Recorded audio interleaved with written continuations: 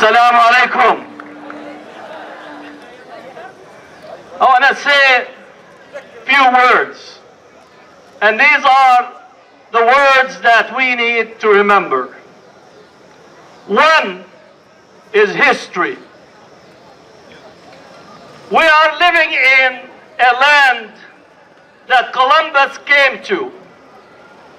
But in Columbus' journey across the Atlantic, he wrote in his notebook that his journey to try to find an alternative route to India was to try to arrive at Jerusalem and take the Holy Land again for the Crusades. So, the history of America today is connected to the history that is taking place today in Gaza. And we speak of history of the indigenous people in this land. Palestinians know and understand the suffering of our indigenous brothers and sisters. We are living in a colonized land. And we need to understand that history needs to be re-understood and re-changed in order for us to be in a decolonial period.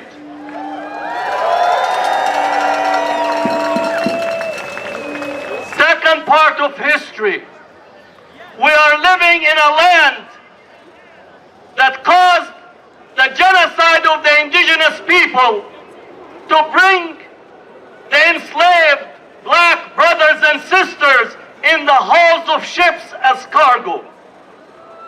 500 years of genocide that is also built on the history of enslavement.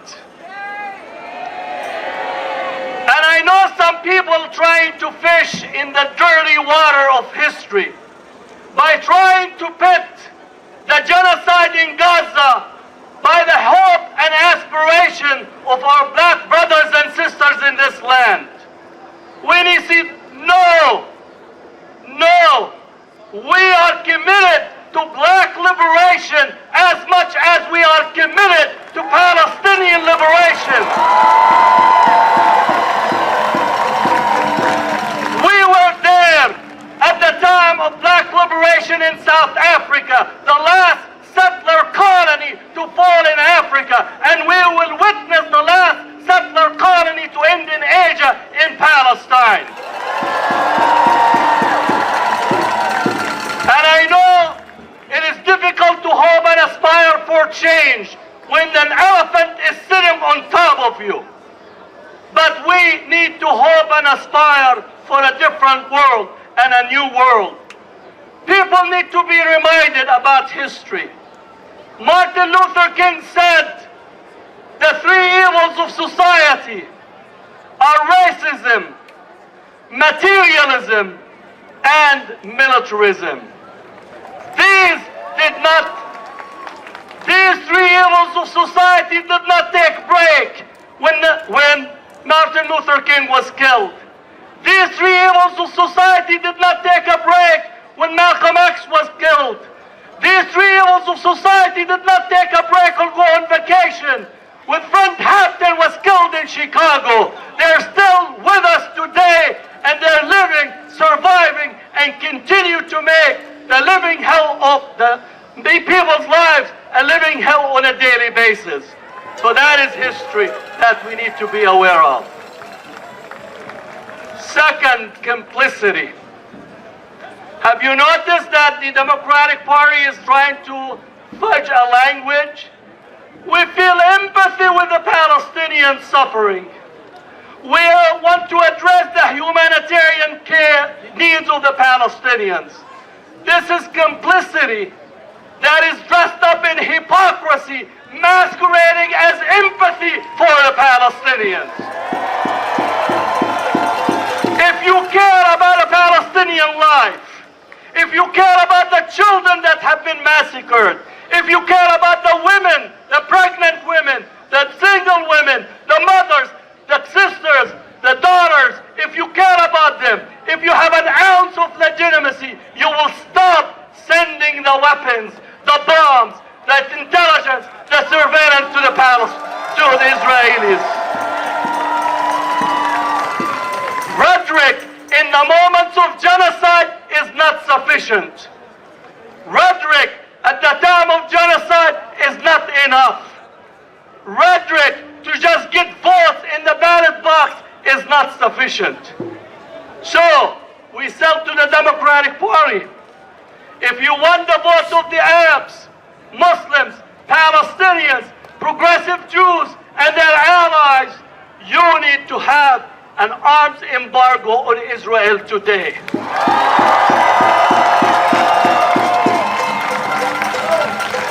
If you have an ounce of respect to international law, if you have an ounce respect to the 4 Geneva Convention, if you have an ounce respect to the United Nations Charter, you would actually have an arms embargo yesterday, not today. Complicity of the media. Complicity of the media. There's a bullet that kills a life, and that's one life is killed. But the journalist kills that person in our mind many times over, because they make the victim appears to be the perpetrator of their own death. You don't need to go to Gaza to understand it. Let me speak about our black brothers and sisters in this country. You know the streets of Chicago.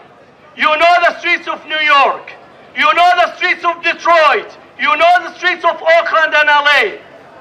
Every time a police officer kills a black person, every week 2 black brothers and sisters get killed by the police. The media goes on to kill him in our consciousness because they make his history or her history the focus and the attention of the discussion. They speak about the mothers of the black brothers and sisters as killed. They speak about the single mother as the cause of the problem. They speak of all the issues, but they don't speak about the bullet that actually killed the black brothers and sisters. And let me say the journalists have a complicity because they give the oxygen that loads the gun over and over. They load the guns over and over to kill the brothers and sisters in there because they actually dehumanize that person in our consciousness. And if they died in our collective consciousness, then they do not exist. The journalists and the media have been complicit.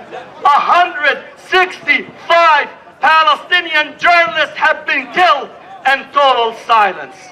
Total silence. Total silence. Total obfuscation. Total erasure of the Palestinians.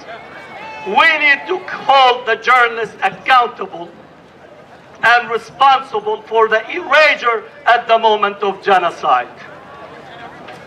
That's the complicity that we have to speak of. Now, we're done. Okay, so I'm going to end with the following though. Any students in here? Any students in here are the universities? Students always have been on the right side of history. Always. They were on the right side of history in Vietnam. They were on the right side of history in the free speech movement. They were on the right side of history in El Salvador and in Nicaragua. They were on the right side of history in challenging anti-immigration in this country. They were on the right side of history in challenging apartheid South Africa. Don't let administration, politicians come lately, corporate elite tell you that you don't understand the role and the history and the moment that you are in. You go out and make history and change the world because you need to hope and aspire and dream. The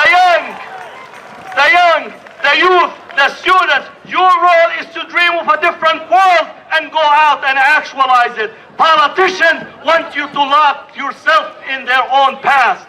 Don't allow them to lock you in a dead-end aspiration, militarism, materialism and militarism. That's what they want. That's the racism that they work on. Go out, continue to work, change history here and across the world. Free Palestine, free Palestine, free Palestine.